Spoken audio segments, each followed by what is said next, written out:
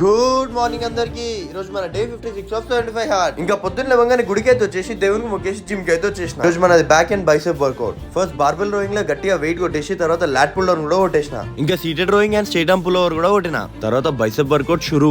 Rod తోని hammer curls, తర్వాత dumbbell తోని బైసెప్ కర్ల్స్, కేబుల్ మీద reverse grip and wide grip curls కూడా కొట్టేసిన. ఇంకా దీంతో వర్కౌట్ అయితే ఎండ్ చేసేసిన. తర్వాత కొంచెం వర్క్ ఉంటే అది కంప్లీట్ చేసుకొని బటర్ మిల్క్ కూడా అయినా. ఈ రోజు ఈవినింగ్ అవుట్డోర్ వర్కౌట్ లో మాత్రం మంచిగా జాయిన్ చేసిన. ఫస్ట్ తర్వాత సైడ్ లెగ్ రైజెస్ కూడా కొట్టిన. ఇంకా దాని తర్వాత నేను మా తమ్ముడు కలిసి మస్తు బ్యాడ్మింటన్ ఆడినాం. ఇంకా తర్వాత ఇంటికి వచ్చి మంచిగా స్నానం చేసేసి భగవద్గీత చదువుదామని చెప్పి కూర్చున్నా. అర్జునుడు దేవుడిని వ్యక్తిగత రూపంలో పూజించడం మంచిదా లేదా నిరాకార రూపంలో ధ్యానం చేయడం మంచిదా అని శ్రీకృష్ణుడిని అడుగుతాడు. శ్రీకృష్ణుడు రెండు ఆయన వద్దకే తీసుకెళ్తాయి కానీ వ్యక్తిగత రూపంలో భక్తి ఎక్కువ మందికి సులభం అని తెలియజేస్తాడు. దీనివల్ల భిన్నమైన ఆధ్యాత్మిక మార్గాలు ఉన్నా కానీ భక్తి మార్గం సాధారణంగా అందరికీ ఆచరించడం సులభం అని తెలుస్తుంది. భగవద్గీత అయిపోయినాక మంచిగా డిన్నర్ చేసేసి వాటర్ ఇంటేక్ కంప్లీట్ చేసుకొని డే అయితే చేసేసిన.